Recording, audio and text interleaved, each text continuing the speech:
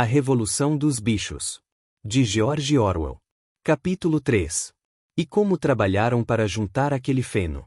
Mas o esforço foi recompensado, pois a colheita deu um resultado muito melhor do que esperavam. Por vezes, a tarefa foi dura, os implementos destinavam-se ao uso de seres humanos e foi uma enorme desvantagem o fato de nenhum bicho poder utilizar ferramentas que exigissem a posição em pé sobre as patas traseiras. Mas os porcos eram tão imaginosos que conseguiram contornar todas as dificuldades. Os cavalos conheciam cada palmo do terreno e na realidade sabiam ceifar e raspar muito melhor do que Jones e os empregados. Os porcos não trabalhavam, propriamente, mas dirigiam e supervisionavam o trabalho dos outros. Donos de conhecimentos maiores, era natural que assumissem a liderança. Sansão e Quitéria atrelavam-se à ceifadeira ou à grade. Naturalmente não havia mais necessidade de freios e rédeas, e andavam pelo campo para lá e para cá, com um porco atrás gritando "Eia, camarada", ou à volta, "Agora, camarada", conforme o caso. E cada animal, até os mais modestos, trabalhou para colher e juntar o feno. Até os patos e as galinhas andavam o dia inteiro sob o sol, carregando no bico pequeninos feixes de feno. Enfim, terminaram a colheita 2 dias antes do tempo que Jones e seus empregados normalmente levavam.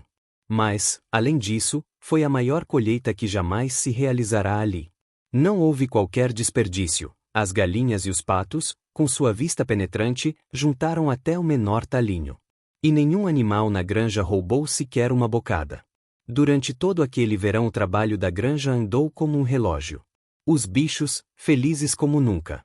Cada bocado de comida constituía um extremo prazer, agora que a comida era realmente deles, produzida por eles e para eles, em vez de distribuída em pequenas quantidades por um dono cheio de má vontade. Ausentes os inúteis parasitas humanos, mais sobrava para cada um. Havia também mais lazer, muito embora os animais fossem inexperientes nisso. Encontraram muitas dificuldades, por exemplo, no fim do ano, quando colheram os cereais, foram obrigados a pisá-los, à moda antiga, e soprar as cascas, pois a granja não possuía uma debulhadeira, mas os porcos, com a inteligência, e Sansão, com seus músculos fantásticos, sobrepujavam-nas. Sansão era a admiração de todos. Já era trabalhador no tempo de Jones, agora, como que valia por 3 dias houve em que todo o trabalho da granja parecia recair sobre seus fortes ombros. Da manhã à noite lá estava ele, puxando e empurrando, sempre, no lugar onde o trabalho era mais pesado. Fizeram um trato com um dos galos para ser chamado meia hora mais cedo que os demais, todas as manhãs, e empregava esse tempo em trabalho voluntário no que parecesse mais necessário. Sua solução para cada problema, para cada contratempo, era "trabalharei mais ainda", frase que adotará como seu lema particular. Cada qual trabalhava de acordo com sua capacidade. As galinhas e os patos, por exemplo, economizaram 5 baldes de trigo, na colheita, juntando os grãos extraviados. Ninguém roubava, ninguém resmungava a respeito das rações. A discórdia, as mordidas, o ciúme, coisas normais nos velhos tempos, tinham quase desaparecido. Ninguém se esquivava ao trabalho, ou quase ninguém. É bem verdade que Mimosa não gostava de levantar cedo e costumava abandonar o trabalho antes dos demais, sob o pretexto de estar com uma pedra encravada no casco. E o comportamento do gato era um tanto estranho. Em seguida notou-se que ele nunca podia ser encontrado quando havia trabalho por fazer. Desaparecia durante várias horas consecutivas e voltava a aparecer à hora das refeições, ou à tardinha, após o fim dos trabalhos, como se nada houvesse acontecido. Apresentava, porém, desculpas tão boas e rosnava de maneira tão carinhosa, que era impossível não crer em suas boas intenções. O velho Benjamin, o burro, nada mudará, após a Revolução. Executava sua tarefa da mesma forma obstinadamente lenta com que o fazia nos tempos de Jones. Não se esquivava ao trabalho normal, mas nunca era voluntário para extraordinários. Sobre a Revolução e seus resultados, não emitia opinião. Quando lhe perguntavam se não era mais feliz, agora que Jones se havia ido, respondia apenas: "Os burros vivem muito tempo. Nenhum de vocês jamais viu um burro morto", e os outros tinham que contentar-se com essa obscura resposta. Aos domingos, não se trabalhava. A refeição da manhã era 1 hora mais tarde. Depois dela, havia uma cerimônia que se realizava todas as semanas, indefectivelmente. Começava com o hasteamento da bandeira. Bola de Neve achará, no depósito, uma velha toalha verde de mesa e pintara no centro, em branco, um chifre e uma ferradura. Essa era a bandeira que subia ao topo do mastro todos os domingos pela manhã. O verde da bandeira, explicava Bola de Neve, representava os verdes campos da Inglaterra, ao passo que o chifre e a ferradura simbolizavam a futura República dos Bichos, cujo advento teria lugar no dia em que o gênero humano, enfim, desaparecesse. Após o hasteamento da bandeira, iam todos ao grande celeiro, para assistir a uma Assembleia Geral conhecida como a Reunião. Lá planejavam o trabalho da semana seguinte e discutiam as resoluções. Estas eram sempre apresentadas pelos porcos. Os outros animais aprenderam a votar, mas nunca conseguiram imaginar uma resolução por conta própria. Bola de Neve e Napoleão eram sempre mais ativos nos debates. Notou-se, porém, que dois nunca estavam de acordo. Qualquer sugestão de um podia contar, na certa, com a oposição do outro. Mesmo quando se resolveu, coisa que, em si, não podia sofrer a objeção de ninguém, que o potreiro situado além do pomar seria reservado para os animais aposentados, houve uma agitada discussão a respeito da idade de aposentadoria para cada classe de animal. A reunião era encerrada sempre com o hino Bichos da Inglaterra, e a tarde destinava-se à recreação. Os porcos reservaram o depósito de ferramentas para a sede da direção. Ali, à noite, estudavam mecânica, carpintaria e outras artes necessárias, em livros trazidos da Casa Grande. Bola de Neve ocupava-se também da organização dos outros bichos por meio dos chamados comitês de animais. Ele era incansável nessa atividade. Formou o Comitê da Produção de Ovos, para as galinhas, a Liga das Caudas Limpas, para as vacas, o Comitê de Reeducação dos Animais Selvagens, cujo objetivo era domesticar os ratos e os coelhos, o Movimento Pró-Lã Mais Branca, que congregava as ovelhas, e outros mais, além da criação de classes para ensinar a ler e escrever. No conjunto, esses projetos foram um fracasso. A tentativa de domesticar as criaturas selvagens, por exemplo, falhou em pouco tempo. Elas continuaram a portar-se como dantes, e simplesmente tiravam vantagem do fato de serem tratadas com generosidade. O gato ingressou no comitê de reeducação e por algum tempo andou muito ativo. Um dia foi visto, sentado num telhado, a doutrinar alguns pardais pousados pouco além do seu alcance. Dizia-lhes que todos os animais agora eram camaradas e qualquer pardal que o desejasse poderia vir pousar na sua mão, mas os pardais preferiram ficar de longe.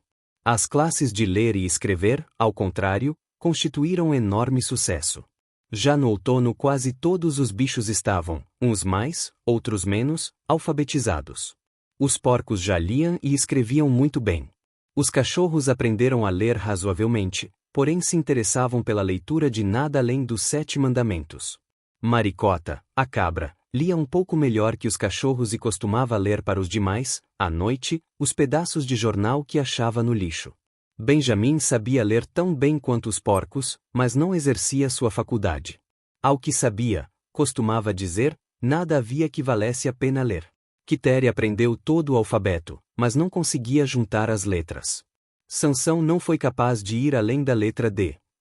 Desenhava na areia, com a pata, as letras A, B, C, D, e ficava olhando, com as orelhas murchas, às vezes sacudindo o topete, tentando com todas as suas forças lembrar-se do que vinha depois, inutilmente. É verdade que em várias ocasiões aprendeu F, G, H, mas ao consegui-lo, descobria sempre que havia esquecido A, B, C e D. Afinal, decidiu contentar-se com as 4 primeiras letras e costumava escrevê-las 1 ou 2 vezes por dia, a fim de refrescar a memória. Mimosa recusou-se a aprender mais do que as 6 letras que compunham seu nome. Formava-as, bem certinhas, com pedaços de ramos, enfeitava o conjunto com 1 ou 2 flores e ficava andando à volta, a admirá-las. Nenhum dos outros animais da granja chegou além da letra A. Notou-se também que os mais estúpidos, tais como as ovelhas, as galinhas e os patos, eram incapazes de aprender de cor os 7 mandamentos.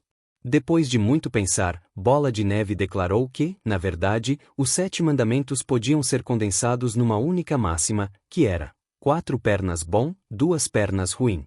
Aí se continha, segundo disse ele, o princípio essencial do animalismo.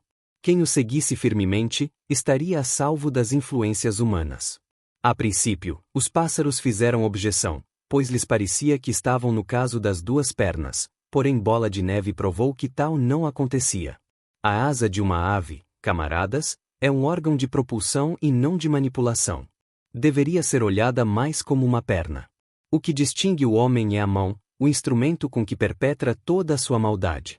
As aves não compreenderam as palavras de Bola de Neve, mas aceitaram a explicação, e os bichos mais modestos dedicaram-se a aprender de cor a nova máxima: 4 pernas bom, 2 pernas ruim, e que foi escrita na parede do fundo do celeiro, acima dos 7 mandamentos e com letras bem maiores. Depois que conseguiram decorá-la, as ovelhas tomaram-se de uma enorme predileção por essa máxima, e frequentemente, deitadas na relva, ficavam a balir 4 pernas bom, 2 pernas ruim. 4 pernas bom, 2 pernas ruim, durante horas a fio, sem nunca se cansar. Napoleão não tomou interesse algum pelos comitês de Bola de Neve. Dizia que a educação dos jovens era mais importante do que qualquer coisa em favor dos adultos. Aconteceu que Lulu e Ferrabras deram cria, logo após a colheita de feno, a 9 robustos cachorrinhos. Tão logo foram desmamados, Napoleão tirou-os de suas mães dizendo que ele próprio se responsabilizaria por sua educação. Levou-os para um sótão que só podia ser atingido pela escada do depósito, e os manteve em tal reclusão que o resto da fazenda logo se esqueceu de sua existência. O mistério do leite pronto se esclareceu. Era misturado à comida dos porcos. As maçãs estavam amadurecendo e a grama do pomar cobria-se de frutas derrubadas pelo vento. Os bichos tinham como certo que as frutas deveriam ser distribuídas equitativamente. Certo dia, porém, chegou a ordem para que todas as frutas caídas fossem recolhidas e levadas ao depósito das ferramentas, para consumo dos porcos. Alguns bichos murmuraram a respeito, mas foi inútil. Os porcos estavam todos de acordo sobre esse ponto, até mesmo Bola de Neve e Napoleão. Garganta foi enviado aos outros, para dar explicações. Camaradas! Gritou. Não imaginais, suponho, que nós, os porcos, fazemos isso por espírito de egoísmo e privilégio. Muitos de nós até nem gostamos de leite e de maçã. Eu, por exemplo, não gosto. Nosso único objetivo ao ingerir essas coisas é preservar nossa saúde. O leite e a maçã, está provado pela ciência, camaradas, contém substâncias absolutamente necessárias à saúde dos porcos. Nós, os porcos, somos trabalhadores intelectuais. A organização e a direção desta granja repousam sobre nós. Dia e noite velamos por vosso bem-estar. É por vossa causa que bebemos aquele leite e comemos aquelas maçãs. Sabeis o que sucederia se os porcos falhassem em sua missão? Jones voltaria.